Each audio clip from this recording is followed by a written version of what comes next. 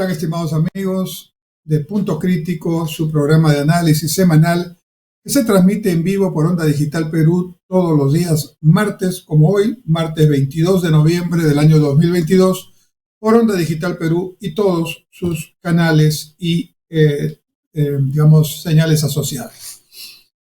Como siempre hago, trato de explicar la coyuntura. Empezaremos hoy por el tema económico. El ministro de Economía, el señor Burneo, estuvo en la reunión de CADE, la Conferencia Anual de Ejecutivos, que se realizó la semana pasada, y oficializó que el crecimiento económico de este año en Perú, el crecimiento del Producto Bruto Interno, que es el indicador de crecimiento económico, será menor al 3%. Aproximadamente 2,7% se está pensando a fin de año, es decir, dentro de mes y días, ¿no? Estamos prácticamente ya terminando el año 2022. Yo quiero explicarles qué significa un crecimiento de 2,7% para usted, para ti, para mí, para todos los que somos ciudadanos de a pie. ¿Qué significa esto? El Producto Bruto Interno refleja el tamaño de la riqueza de un país. Más o menos el total de la riqueza peruana, medida por el Producto Bruto Interno, que es el valor de los bienes y servicios producidos en un año por los peruanos y los que residen en Perú, como stock, o sea, sumado todo lo que hemos crecido, es aproximadamente 220.000 millones de dólares. 220.000 millones de dólares. Esos 220.000 millones de dólares van a crecer 2,7%, según las cifras o estimaciones oficiales, este año 2022. Eso es alto, bajo, suficiente, insuficiente. En realidad, para que el Perú pueda crecer sostenidamente y que además se generen empleos suficientes, porque al final del día lo que interesa no es solo que crezcamos, sino que hay empleo, porque el empleo es el que genera los ingresos que todos necesitamos para poder vivir dignamente. Pues bien, para que el Perú tenga un crecimiento sostenido y además genere empleo suficiente para los que ya están demandando empleo y los 300.000 jóvenes que cumplen 15 o 16 años y que entran a formar parte de la fuerza laboral, o también llamada población económicamente activa, que se considera a la parte de la población que está entre 15 y 64 años de edad, para que le demos empleo a esos 300.000 jóvenes que cumplen 15 años e ingresan a la fuerza laboral, más los que estaban mayores, que estaban demandando empleo adecuado, debemos crecer por lo menos al 5%. E idealmente debemos crecer al 7%. 5% como mínimo, 7% para arriba como óptimo. ¿Son estas cifras, 5%, 7%, unas cifras inalcanzables? No. Entre año 2000 y 2019, antes de la pandemia, durante buena parte de esas 2 décadas, hemos crecido por años, por periodos, al 7% anual promedio, después al 5% anual promedio, y en los últimos años hemos crecido un poquito más de 3%. Pero en promedio, en todas las 2 décadas anteriores, hemos crecido entre 5 y 7%. Por lo tanto, hemos generado empleos para muchos peruanos que necesitaban ese empleo. En el caso, por ejemplo, que me consta de la infraestructura, cuando estuve en el sector vivienda y construcción, año 2007-2008, había momentos en los cuales no había un solo trabajador de construcción civil desempleado porque las obras de infraestructura estaban en todo el Perú con gran dinamismo. El año 2010 llegamos en plena crisis mundial a una tasa de cerca del 10% anual. Así hemos estado creciendo. Pero todo eso empezó a declinar Primero, con el gobierno del presidente Humala, que si bien es cierto no cambió el modelo económico sustantivamente, sí no desarrolló nuevos proyectos, no promovió nuevas inversiones. Digamos que el gobierno del presidente Humala, económicamente hablando,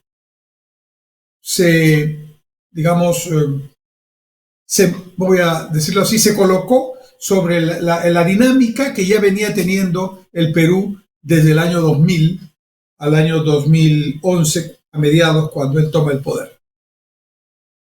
El gobierno del presidente Toledo, más allá de las discusiones que contra su persona se hacen en este momento a diferentes niveles, pero el gobierno generó un crecimiento importante y el gobierno del presidente García le puso velocidad a ese crecimiento y multiplicó la dinámica, la sinergia de ese proyecto, de esos proyectos de infraestructura, llegando incluso, como digo, el 2010 a un crecimiento de casi el 10%, con muchísimo empleo.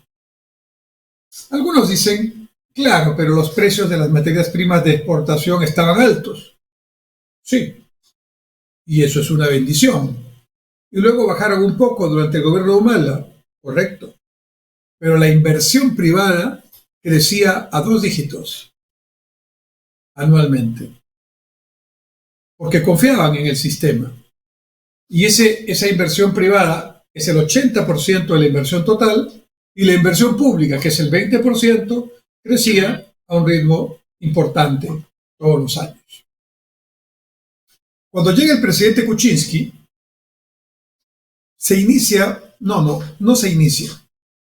explicita una crisis política muy fuerte que conocemos y que, digamos, se explicita, como digo, el año 2016, y ya llevamos 6 o 7 años de esa crisis política que nos ha llevado a varias vacancias, censuras, cierres de congresos, cambios de presidente, gobiernos transitorios, y nos tiene en esta circunstancia tan poco grata de una crisis política en la que lo peor es que quienes están formando, los actores protagónicos de la crisis, no están aparentemente en condición ni en voluntad de realmente superarla.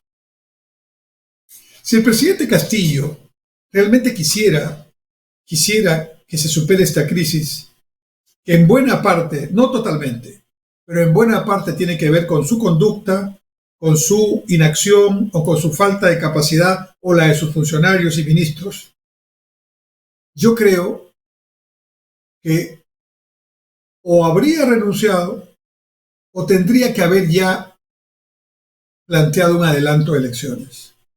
Es insostenible, estimados amigos, que la situación siga así por más tiempo, porque claramente cada día que pasa el costo es mayor para todos nosotros. Y es cierto también que el Congreso no está dando la talla y que también es parte de la crisis. Y es cierto también que hay efectos internacionales que han afectado a nuestra economía y a nuestro país, generando una inflación de origen externo en parte, y que tiene que ver pues con la guerra entre Rusia y Ucrania, con la crisis del petróleo y la elevación de los precios de los combustibles, del petróleo, el gas, con la elevación de los precios de los fertilizantes, con la crisis de los alimentos y la elevación del precio del trigo, el maíz y otros productos alimenticios. Es cierto que eso nos está afectando, pero repito, el año 2010, en plena crisis mundial, el Perú crecía a 7% promedio. El 2009 creció cerca de 1%, cuando en todo el mundo, incluido Estados Unidos, se crecía con cifras negativas. Y solo 5 países en el mundo, incluidos China y Perú, crecieron positivamente. Y el año 2010 crecimos casi 10%, en plena crisis mundial. ¿Por qué? Porque la inversión privada hacía su trabajo y la inversión pública sí el suyo. Eso es exactamente lo que no está pasando en este momento. Entonces vuelvo al tema del crecimiento. ¿Es bueno crecer? Sí. ¿Es suficiente crecer al 2,7, que aparentemente será la tasa que obtendremos este año de crecimiento? Es tremendamente insuficiente. En primer lugar, ya se les expliqué, porque un crecimiento tan bajo genera muy pocos puestos de trabajo nuevos. Y por lo tanto, muchos jóvenes, sin siquiera saber por qué, no van a encontrar puestos de trabajo, no van a encontrar empleos, aunque los busquen. Y buena parte de la población, producto de la pandemia, más la propia crisis que tenemos interna, ha generado una situación también de pérdida de puestos de trabajo que ya no se van a recuperar porque esas empresas que antes empleaban a estos trabajadores, hoy día ya han recurrido a otro tipo de tecnologías y de otros procedimientos que incluyen menos mano de obra y más componente virtual, remoto, etc. Y porque además también se han producido situaciones como la que ocurre en el sector turismo, donde antes de la pandemia teníamos 5.200.000 visitantes extranjeros o no residentes, y ahora, en este año 2022, apenas si podemos acercarnos a los 2 millones. Estamos en menos del 50% de los turistas que recibíamos antes de la pandemia, y esto le está pasando a muchas actividades turísticas, porque, como es lógico, la población no está viajando mucho, se está cuidando, y las propias empresas que hacen la oferta turística también están tratando de recuperarse de este golpe tan fuerte. Entonces las cifras no son buenas. ¿Y saben por qué estamos creciendo menos del 3%? 2,7 aparentemente. Porque la inversión privada, que es el principal impulsor del crecimiento, no está creciendo.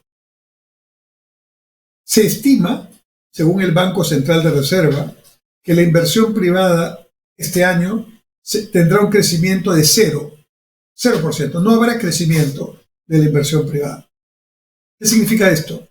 Que los edificios que ustedes ven construyéndose, las obras públicas que ahora los alcaldes por todo lado están haciendo para tratar de terminar corriendo las obras públicas que debieron hacer hace 2 o 3 años, ¿no?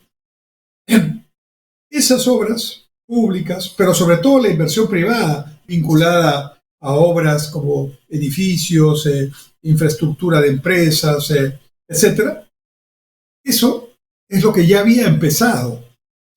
Y lógicamente, alguien que ya inició la construcción de un edificio prefiere, aunque pierda, terminar el edificio que dejarlo ahí y perder todo. Mejor tener un edificio con cierta deuda que puedo de repente vender castigando un poco el precio, que perder todo, de repente incluso hasta el terreno, el capital, por el crédito que no puedo pagarle al banco. Entonces, este año 2022, la inversión privada, que es la inversión de la minera grande y de la minera chica, que es la inversión de la empresa grande, la empresa mediana, los confeccionistas que están en Gamarra, pero también las empresas que están en Villa El Salvador, pero también la bodega de la esquina del barrio, también el emolientero que ha invertido sus 500 soles para su pequeño carrito donde lleva el emoliente, ¿no? También el zapatero es un inversionista privado. El 80% de la inversión total en el Perú es privada, y el 80% de ese 80% de inversión privada son micro y pequeños empresarios autoempleados. Esa es la realidad. Entonces, lo que ocurre, y por eso estamos creciendo tan poco, es que todos, el pequeñito, el que se autogenera su empleo, el micro, el mediano, el grande, el extranjero y el peruano, ninguno confía en que la situación económica va a mejorar, en que el gobierno va a hacer algo positivo por la economía, porque claramente está demostrando que no conoce nada de este tema, pura ideología, puro discurso político y nada de acción eficaz, técnica, solvente sobre estos temas. Es como si estuvieran en una mesa de operaciones, me refiero a quienes están gobernando el Perú, y tuvieran que operar al paciente, pero nunca han operado y tampoco saben operar. Pero además, tampoco quieren llamar a los médicos que sí saben operar y solamente están diciendo a qué hora termina esta operación para cobrar mi sueldo. Esa es la situación. Ante esta situación de falta de credibilidad, de falta de confianza, de inestabilidad política, ahora mismo vamos a conversar dentro de un momento sobre la misión de la OEA que está aquí, a falta de estabilidad, certidumbre y confianza, que este gobierno no lo genera y que el Congreso tampoco ayuda a generar, entonces los inversionistas privados dicen todos, por una razón simple, una razón muy lógica. Si yo voy a invertir mi dinero, ¿qué seguridad tengo que los próximos 3, 4, 5 o 10 años mi dinero se va a cuidar y mi capital va a regresar más una razonable ganancia? Es lo que piensa todo el mundo. ¿Qué seguridad tengo? Ninguna. Por lo menos mientras sigan la situación actual. Entonces, ¿qué están haciendo? Están manteniendo solamente los proyectos que ya habían empezado, pero no han iniciado un solo nuevo proyecto importante, uno solo en la actividad privada en los diferentes sectores. 0% de crecimiento de la inversión privada y acaba de salir un pronóstico del Instituto Peruano de Economía que plantea que por el próximo año, el 2023, la inversión privada ya no será cero, sino crecerá negativamente en cerca de menos 3%. Sin inversión privada no hay forma de generar crecimiento y, por supuesto, no hay forma de generar empleo. Empleos nuevos, dignos, decentes, con derechos.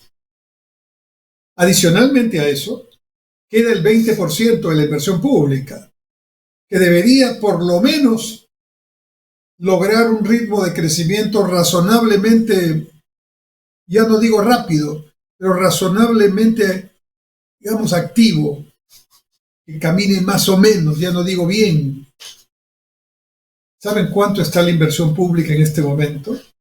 Del 100%, que son miles de millones de soles, que se han dedicado presupuestalmente a la inversión en diferentes sectores del aparato económico del Perú, inversión pública, ¿no? Estamos hablando de inversión en educación, que son colegios, inversión pública en salud, que son postas, centros de salud, hospitales, ¿no? Inversión pública en infraestructura, que son carreteras, puentes, aeropuertos, puertos, ¿no? Infraestructura de comunicaciones, que es red dorsal de fibra óptica, microondas, televisión digital, infraestructura de justicia, que tiene que ver con cárceles, infraestructura de educación, perdón, del Ministerio del Interior, que tiene que ver con construcción de comisarías y otros centros de la seguridad ciudadana, ¿no? Inversión pública de los municipios, que tiene que ver con pistas, veredas, inversión en agua y desagüe, redes públicas de agua y desagüe y redes secundarias de estos dos componentes fundamentales, inversión pública en electrificación, inversión pública en tendido de energía, todo eso estamos hablando, infraestructura en agricultura, canales de regadío, ¿verdad? Grandes represas, todo eso, que en el año tenía como 100, digamos, estamos ya hoy día, 22 de noviembre, prácticamente acabando noviembre, y con un diciembre que ya está encima, y que sabemos que los últimos 10, 15 días ya solo pensamos en la Navidad y el Año Nuevo. Entonces, ¿saben cuánto está la ejecución? En promedio, 53% del total. En promedio. Es decir, de cada 100 soles que hay dedicados a la inversión pública, solo se están gastando 50 hasta este momento. Y creo, me atrevo a decir por mi experiencia, porque he estado siguiendo esto semana a semana, y este 53 se ha logrado cuando hace 4 semanas estaba en 38, menos de 40. ¿Cómo han hecho en un mes para ejecutar tanto? Digo yo, si no veo ninguna obra. Entonces me queda claro que parte de ese 53% es solamente un devengado de ejecución financiera, no física. Es decir, están transfiriendo dinero de una institución a otra por ejemplo, del Ministerio de Vivienda a una EPS o a un municipio o un gobierno regional, pero la población en ese distrito, en esa región, no está viendo ninguna obra. O sea, no hay obra física, no hay zanjas, no hay movimiento de tierras, no hay compra de ladrillos, fierro, cemento, no sé, y mano de obra, por supuesto. No, que es lo que la inversión pública genera como activo. Entonces, crecer a 2.7% para nosotros los peruanos es una desgracia. ¿Por qué?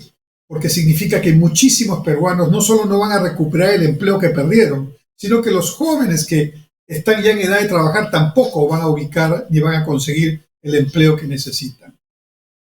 Esa es la realidad, estimados amigos. Eso no es ni política, ni demagogia, ni discurso general.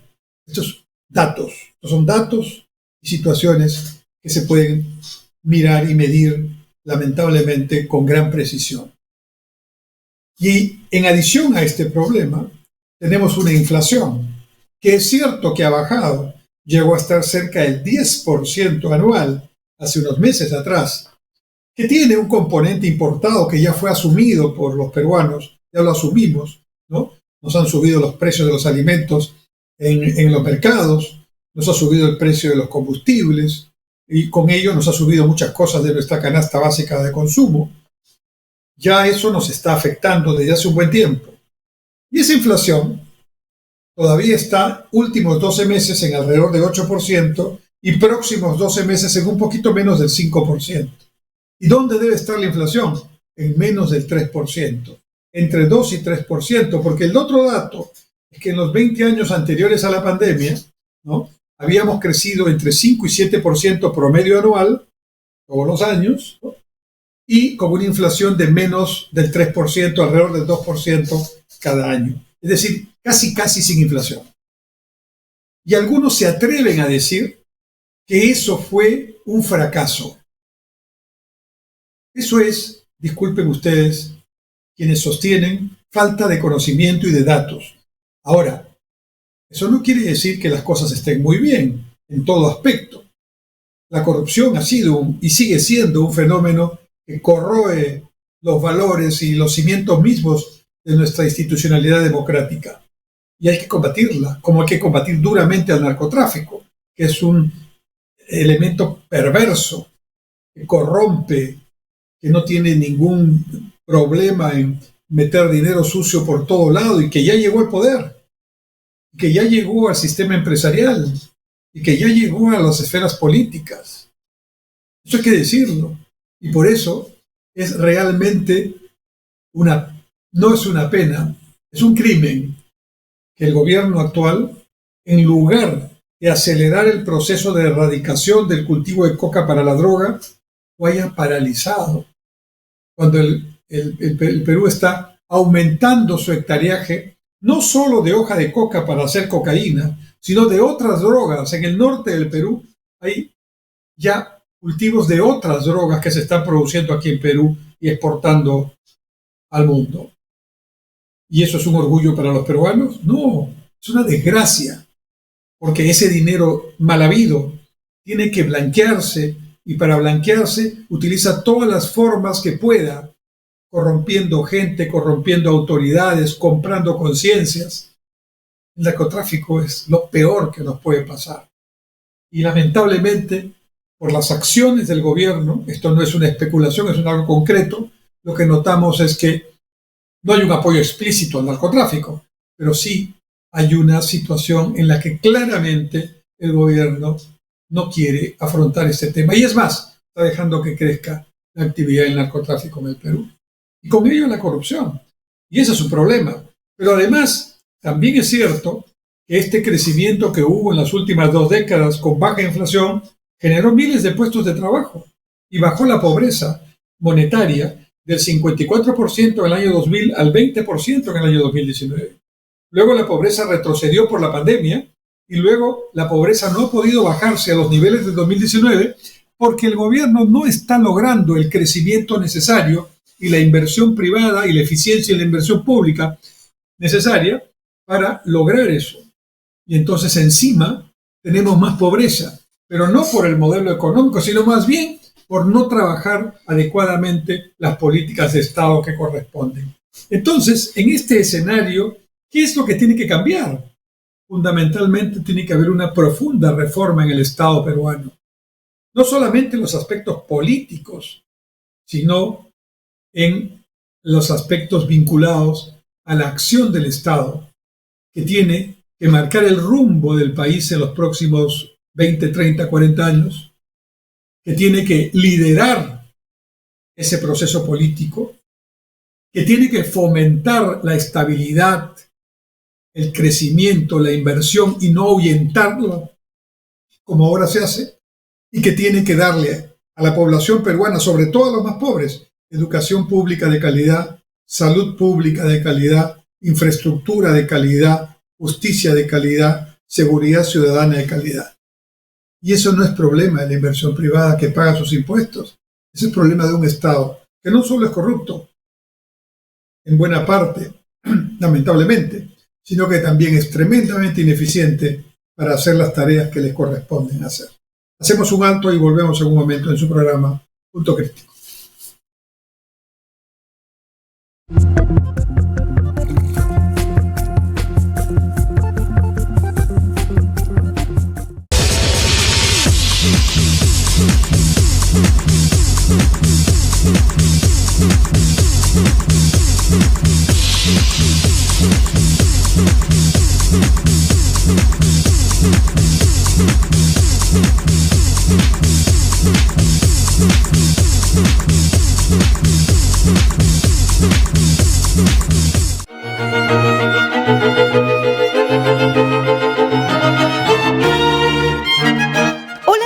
Les saluda la doctora Mónica Salas y todos los viernes a las 7 de la noche tenemos un encuentro juntos en su programa. Usted es el juez.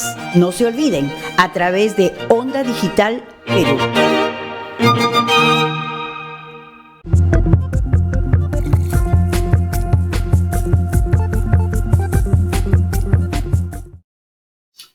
Regresamos en Punto Crítico y quiero hablarles de un tema vinculado a lo anterior.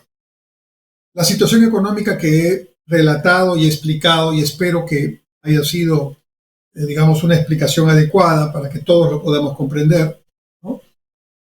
No es un tema que tenga que ver con la OEA, pero la misión de la OEA está aquí. Hay varios cancilleres en ejecución, en función en este momento. No son ex cancilleres, son cancilleres de varios países. Y vicecancilleres. Es una misión de alto nivel. Y están pues escuchando a todas las partes.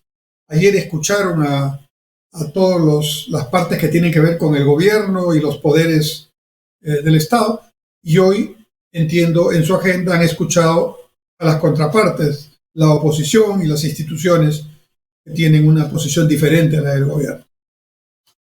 Yo creo que, salvo que se quieran hacer algo insólito, tienen que haberse dado cuenta, por ejemplo, conversando con la fiscal de la Nación y con la presidenta del Poder Judicial, como ha ocurrido, que aquí los problemas que tiene el presidente Castillo no son producto de inventos o desestabilizadores o intentos de golpe de Estado, que aquí lo que está pasando es básicamente producto de su propia acción o inacción. El que haya ya no sé cuántas carpetas fiscales abiertas contra el presidente no es un asunto político, es un asunto netamente jurisdiccional. El Ministerio Público ha abierto esas carpetas porque tiene indicios razonables de que se están cometiendo delitos o se habrían cometido delitos. ¿Y qué es lo que correspondería? Que a quien lo están acusando de esos posibles delitos se defienda, diga su verdad, trate de convencernos a los ciudadanos y a los fiscales de que no es cierto lo que están diciendo. Eso sería lo correcto, eso sería lo sano, eso sería lo que realmente esperaríamos los peruanos. Pero no solamente se entorpece la justicia, haciendo que testigos importantes desaparezcan y no puedan ser investigados, exministros, personas cercanas y familiares al presidente que están imputados, investigados. No solamente eso, sino que además, cuando se asiste me refiero al presidente de la República y también a sus familiares directos, cuando asisten a las investigaciones fiscales, no responden nada. Asisten, pero dicen, me reservo el derecho de no contestar, de quedarme en silencio, me reservo el derecho de quedarme en silencio. ¿Saben cuándo una persona se reserva el derecho de quedarse en silencio frente a una pregunta? Cuando considera que la respuesta que puede dar la puede incriminar. Es decir, una persona que está investigada, que responde, me reservo el derecho de no contestar, me reservo el derecho de no contestar, lo que está diciendo, sin decirlo, es, soy culpable. No tengo argumentos para defenderme, ¿no? Y eso, evidentemente, me imagino que la señora fiscal de la Nación le debe haber explicado con detalle a los miembros de esta comisión de alto nivel de la OEA, que han venido aquí a pedido del presidente Castillo, quien argumentó para que venga esta misión, que aquí se estaba gestando un golpe de Estado de nuevo estilo. No, aquí lo que están actuando son los poderes independientes, el Ministerio Público, el Poder Judicial, a quien el presidente del Consejo de Ministros, en una de sus tantas arremetidas verbales, ha atacado con una serie de adjetivos, ¿no? A la Junta Nacional de Justicia con otros adjetivos, a la fiscal de la Nación con otros adjetivos. Y, bueno, francamente, me da ganas de no mencionar ya al señor presidente del Consejo de Ministros, pero lamentablemente ejerce ese cargo. Y el presidente de la República otro tanto. Entonces, ¿qué es lo que está pasando? Esta misión de alto nivel, creo que hoy o mañana terminarán sus funciones, porque los cancilleres no pueden estar aquí tanto tiempo. Y a través de sus oficinas, sus asesores, y se pondrán de acuerdo, tendrán un documento pronto de informe al Pleno de la OEA con todos los representantes de todos los miembros de la OEA. Por cierto, el gobierno de Estados Unidos ya señaló a través del portavoz de la Casa Blanca y del representante de la OEA, de Estados Unidos en la OEA, que con respecto a este tema, la posición de los Estados Unidos es que todo funcionario público está obligado a rendir cuentas. En otras palabras, su embajada los ha informado perfectamente de la situación. Y lo mismo debe estar pasando con las otras cancillerías, ¿no? Con los otros cancilleres que están aquí y cuyas embajadas también deben haberles dado una evaluación amplia de lo que está pasando. Y claramente, el principal argumento con el que el presidente Castillo ha traído esta misión para pretender, a través de esta misión de la OEA, tener un salvavidas, una especie de certificado de buena conducta, creo que le va a ser tremendamente contraproducente la visita de la OEA, porque lo que van a tener que decir es lo que han escuchado y lo que han visto. Dos posiciones aparentemente políticamente muy lejanas, y eso sería, claro, es un problema político. Este no es un problema político solamente, de posiciones políticas que no quieren acercarse a dialogar. No, aquí hay investigaciones judiciales, hay investigaciones fiscales, ¿no? Hay investigaciones policiales, y esos son temas no políticos, esos son temas jurisdiccionales. Y sería la obligación del mandatario, el primer mandatario de la nación, su obligación, por su propio bien y la imagen de su propia persona y de su familia, y por supuesto por el Perú, que representa a través del cargo que tiene, ¿no? Sería el primero que debería estar aclarando estos temas, esforzándose por demostrar que es inocente, que no es culpable de lo que se dice que ha cometido. Pero su comportamiento, su actitud, deja mucho que desear. Es la actitud más bien de quien, aprovechándose que está en el poder, es una situación inédita, porque nunca ha habido un presidente en ejercicio al cual ha investigado tantas cosas. Han habido investigaciones cuando han terminado su función, pero no en curso, porque entonces viene una situación paradójica y que la Constitución no contempla. Es decir, una persona obstruye la investigación y la justicia a través del uso del poder que tiene por ser nada menos que el presidente de la República. Y el presidente de la República es el que autoriza el presupuesto del Ministerio de Economía y Finanzas. Obviamente esto lo aprueba el Consejo de Ministros, pero el presidente es el que dirige ese consejo. Y el presupuesto de la República es el presupuesto del Ministerio Público, es el presupuesto del Poder Judicial, es el presupuesto de la Junta Nacional de Justicia, es el presupuesto de la Policía. Y el presidente de la República, como jefe supremo de las Fuerzas Armadas y de la Policía Nacional, es el que influye en a quién asciende y a quién no en estos institutos militares y policiales. Y, cosa curiosa, aquellos policías, fiscales, que están en las actividades de investigación de su caso, resulta que se quedan sin presupuesto o ya no le asignan a los policías que estaban asignados a este tema, los cambian de posición. Eso es un abuso de poder, es una abierta obstrucción a la justicia por estar en funciones. Por eso es que el presidente es incompatible su permanencia en el cargo con esta investigación. Si fuera una investigación, vamos a decir, sobre un tema más político, entonces, claro, vendría el tema. Yo creo que la comisión de la OEA va a tener que llegar a una conclusión así, ¿no? Pero además, estimados amigos, algo que ni el Mundial de Fútbol ni los acontecimientos, el lamentable accidente que ocurrió en el aeropuerto el otro día, en el aeropuerto Jorge Chávez, con 3 bomberos fallecidos, mi pésame a las familias de los bomberos y al cuerpo de bomberos por esta irreparable pérdida. Estos temas, lógicamente, nos han preocupado. Entonces, han hecho que, por el momento, el tema político baje en el nivel de atención. Pero sigue siendo un problema complicado lo que está pasando en Perú. ¿Y qué ha pasado? ¿Qué ha pasado en estos días? El presidente, a través de sus abogados, pidió un recurso, o sea, planteó un recurso ante el Poder Judicial, ante la Corte Suprema, para dejar sin efecto la investigación que le estaba haciendo la fiscal. Y el Poder Judicial, ¿qué ha dicho? Ya en una sentencia que está ya publicada, ha dicho: el presidente de la República tiene inmunidad, pero no tiene impunidad. Por lo tanto, corresponde que la fiscal de la Nación, que ha hecho ya una investigación preliminar, pase a la fase de investigación preparatoria. En otras palabras, que siga investigando, pero ya con una etapa, camino ya a una denuncia o posiblemente a un juicio oral correspondiente, con todo el debido proceso al que tiene derecho el presidente y las personas que están imputadas, porque no son ciudadanos de otra clase, son iguales que nosotros, ¿verdad? Y los delitos de que se están asumiendo son delitos comunes, ¿no?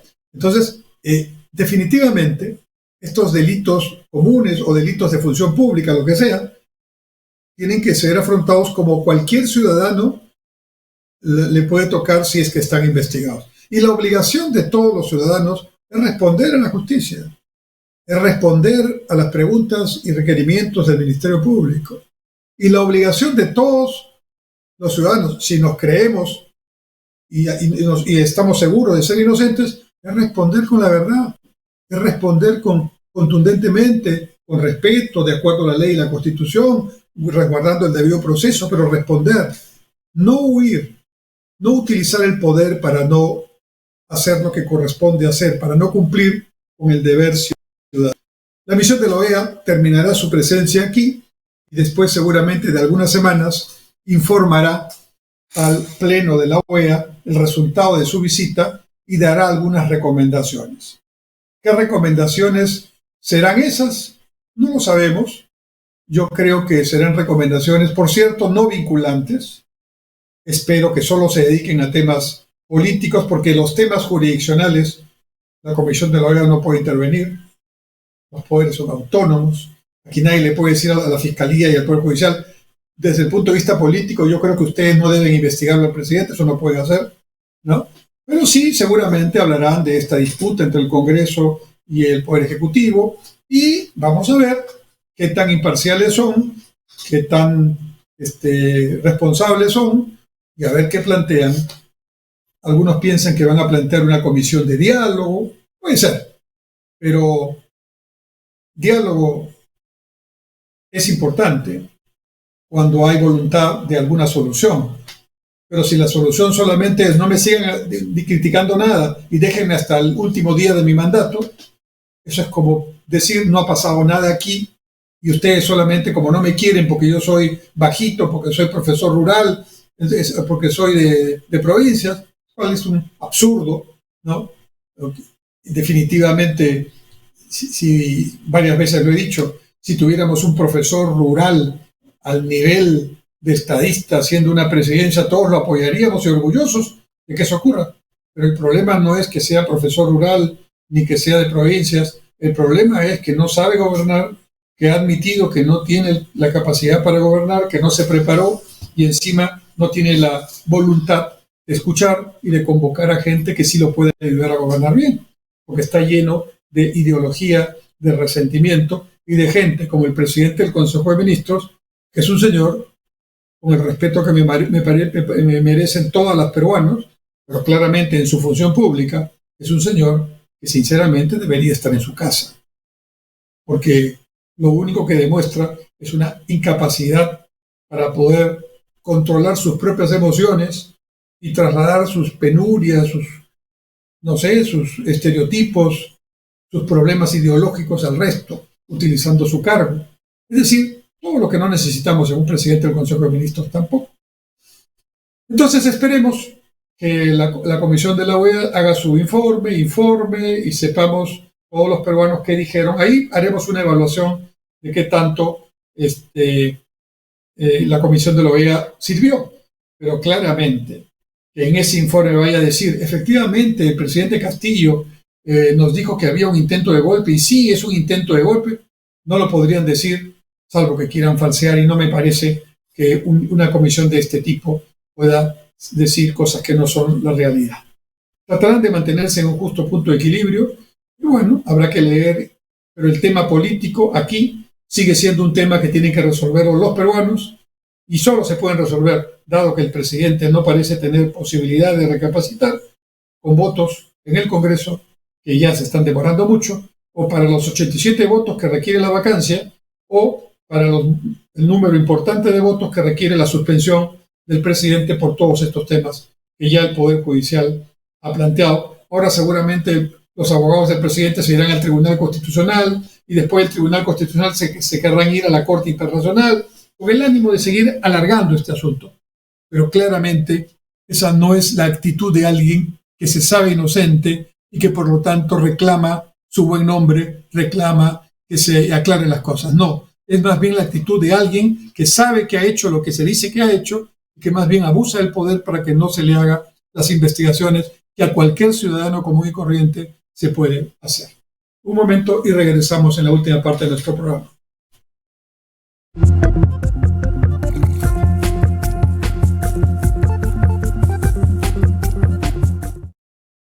Algunas veces es formal, otras es más casual. A veces es pícaro, pero siempre muy entretenido. Por fin es hoy, con Hamilton Segura. Por Onda Digital Perú, canal 18.4.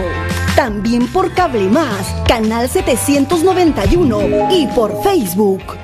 Yo muriendo, y de qué modo sutil me derramo en la camisa. Estoy escuchando la versión de Qué callada manera de Pablo Milanés, que acaba de fallecer en Madrid, un cantautor cubano extraordinario, integrante de la Nueva Trova, que junto con Silvio Rodríguez y otros importantes cantautores cubanos ha desarrollado toda una serie de composiciones, de música para todo el mundo. Independientemente de sus posiciones políticas, yo admiraba mucho a Milanés y admiro a Silvio Rodríguez, que sigue vivo, como esta canción que estaba escuchando en el intermedio antes de que volviéramos al programa, de Qué callada manera, que es en realidad la musicalización de un poema de Nicolás Guillén, el poeta cubano, ¿no? Que vivió prácticamente todo el siglo XX, ¿no? Y bueno, otras canciones más, como esta canción Yolanda, que también es muy bonita, que la compuso Pablo Milanés para su pareja, para Yolanda Bennett, su pareja de entonces. Pablo Milanés ha fallecido y con él muchas anécdotas, emociones y una generación de cantautores que se van perdiendo o ya por la edad, ¿no? Yo recuerdo que en 1986 vinieron poetas y cantautores de diferentes partes de América Latina y el Caribe a lo que se llamó el CICLA, un encuentro de todos los cantantes, cantautores, músicos, intérpretes de música latinoamericana. Y aquí tuvimos en Lima, en todos los principales teatros, un momento extraordinario. Después, Pablo Milanés ha venido muchas veces a Lima y al Perú. En Lima solía hacer sus conciertos en el auditorio de la Universidad Católica, alguna vez en el Teatro Nacional. Realmente era un placer. A mí particularmente me encanta escucharlo porque él nos ha dejado físicamente, pero su música es eterna. Les recomiendo escuchar a Pablo Milanés como un homenaje a un hombre que dedicó toda su vida a la música, a una música comprometida, a la música temática, que tenía que ver con los temas sociales, ¿no? Pero también con el amor, con los sentimientos, como ocurre con todos los poetas que tienen esa habilidad. Frente a los seres comunes y corrientes como la mayoría de nosotros, los poetas tienen la extraordinaria capacidad de transmitir sentimientos. Y Pablo Milanés tenía esa virtud, esa capacidad. Y su muerte nos da mucha pena, pero nos deja su tremenda bagaje de canciones, de poemas y de mensajes. Quiero también dedicar estos últimos minutos al Mundial de Qatar. Es un mundial diferente. No todo mundial es diferente, tiene sus cosas diferentes. Este mundial empezó con una polémica, ¿no? Con ciertas polémicas. Antes de este programa se estaba transmitiendo retransmitiendo un programa que hacía una crítica a Qatar, el organizador del mundial, por el hecho de que muchos de los estadios que se han construido, algunos de los cuales una vez que termine el mundial se van a, digamos, desarmar porque son como modulares, ¿no? El estadio donde se jugó hoy el partido de Francia es uno de esos estadios. Luego se va a desarmar y se van a donar las piezas a diferentes países, entiendo africanos, pero que para la construcción en tan poco tiempo de esos estadios ha habido mucha gente que parece que ha trabajado en condiciones muy inadecuadas e incluso han fallecido como producto de esos trabajos, digamos, en condiciones no dignas, ¿no? Entonces hay una fuerte corriente, digamos, critica a Qatar por eso. Por sus costumbres no, porque cada país tiene el respeto por sus costumbres, ¿no? Su religión, etcétera. Pero sí, por ejemplo, por el tratamiento que hacen con las mujeres, ¿no? En realidad, y el no respeto por opciones que tienen muchas personas, que podemos tener una opinión, pero no por ello vamos a dejar de respetarlas y dejar de ver la dignidad de estas personas, ¿no? En consecuencia, el Mundial no es el primer Mundial que tiene, o Juegos Olímpicos que tienen estas connotaciones políticas, pero dada la trascendencia, ustedes saben que a nivel mundial los eventos deportivos más vistos por todo el planeta son, en primer lugar, los Juegos Olímpicos, en segundo lugar, el Mundial de Fútbol, y en tercer lugar, los Juegos Panamericanos. De manera tal que es absolutamente razonable que se tengan estas críticas. Producto de estas críticas, en la ceremonia de inauguración que ocurrió el día domingo pasado, ¿no fueron varios de los cantantes que habían sido anunciados, ¿no? Shakira, ¿no? Rod Stewart, ¿no? Dua Lipa, no aceptaron la invitación y al final quedó un poco deslucido un cantante coreano conocido, pero que ya no está en el grupo que lo hizo famoso, ¿no? Y un cantante catarí, ¿no?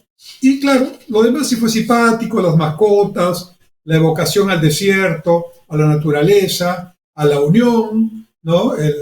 La participación de Morgan Freeman, el actor norteamericano, pero en realidad una ceremonia bastante deslucida para lo que estamos acostumbrados a ver en este tipo de eventos, donde lo que esperamos es que nos sorprendan con algo extraordinario, fuera de lo común, ¿no? Y bueno, ya hablando del fútbol mismo, vemos algunos temas interesantes. Por ejemplo, la FIFA ha establecido, porque todos los árbitros no están perdonando ninguna interrupción en el juego, y las interrupciones se contabilizan al final del primer tiempo o al final del segundo tiempo. Es decir, en lugar de tener 2, 3 o 4 minutos de adicional, estamos teniendo partidos que tienen 15 minutos adicionales, 7 minutos adicionales, 9 minutos adicionales en el primer tiempo, otro tanto en el segundo tiempo, de manera que el partido, en lugar de ser de 90 minutos, está siendo un partido casi de 120 minutos. Ha explicado la FIFA que eso se hace para que los jugadores se acostumbren a no simular lesiones o demorar el tiempo, porque todo ese tiempo se va a trasladar de todas maneras a un mayor tiempo de juego que puede ser decisivo para un resultado.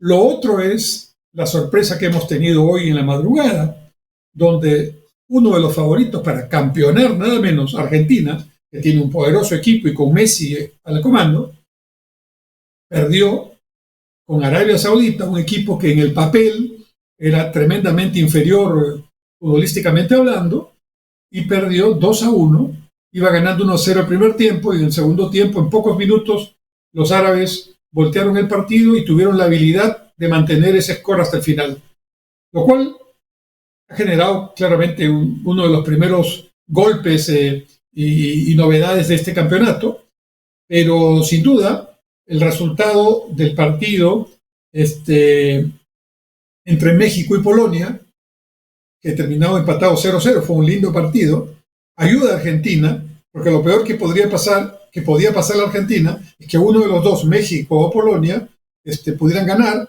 y al ganar ya se despuntan el puntaje, porque Argentina tiene que aspirar a ser el primero del grupo. En este momento está último, ¿no? Porque están primero los que empataron y luego el que ganó. Arabia Saudita está capitaneando el grupo. De manera que Arabia Saudita, en su partido con Polonia, en su partido con México, logra un empate y prácticamente yo creo que ya está clasificado a la segunda ronda. Ahora el problema es que Argentina, que no está jugando bien, hoy no jugó bien, pero Argentina es Argentina, hay que esperar, va a jugar con México, que jugó un gran partido, y con Polonia, que tiene una defensa de unos gigantes, ¿no? Una defensa muy fuerte y de gente muy alta. Y entonces, además tiene a Lewandowski en la delantera, aunque claramente Lewandowski falló un penal que el arquero mexicano Ochoa se lo tapó, ¿no? De manera que todo eso son elementos que aparecen en el Mundial de Fútbol. Los resultados empiezan a ser interesantes, algunos sorpresivos. Las horas también son complicadas. El primer partido de esta primera parte, o sea que son los octavos de final, esta primera parte clasificatoria, ¿no? O sea, para pasar a la siguiente rueda, son 4 partidos más o menos. El primero empieza a las 5 de la mañana hora peruana. El segundo empieza a las 8 de la mañana hora peruana. El tercero a las 11 de la mañana hora peruana. Y el último a las 2 de la tarde hora peruana. Por cierto, de todos los partidos que hasta ahora hemos visto, creo que Inglaterra y Francia son los que han dado la talla en relación a las expectativas que se tenían de ellos, ¿no? Inglaterra goleó a Irán, y Francia, aunque pasó un susto, digamos, porque empezó ganando el equipo con el que jugó hoy día, que fue nada menos que Australia, el que nos eliminó en los penales a nosotros, ¿no? Empezó ganando 1-0 a Australia y después empató, y luego ya en el segundo tiempo prácticamente Francia fue el dueño del partido y pudieron ganar por más goles, y ganó 4-1. De manera que Inglaterra y Francia hasta el momento son los que están en los pronósticos. Argentina, veremos, Y creo que se viene el partido de Brasil, vamos a ver a Brasil, vamos a ver a Alemania, ¿no? Vamos a ver a otros equipos también, nada está dicho, un mundial es un mundial. Mientras tanto, ojalá que podamos seguir disfrutando en algo los partidos, mientras el tema económico y político acá sigue siendo muy complicado. Que tengan una buena semana y Dios mediante nos vemos el próximo martes a las 7 de la noche en Punto Crítico por Onda Digital Perú. Hasta entonces.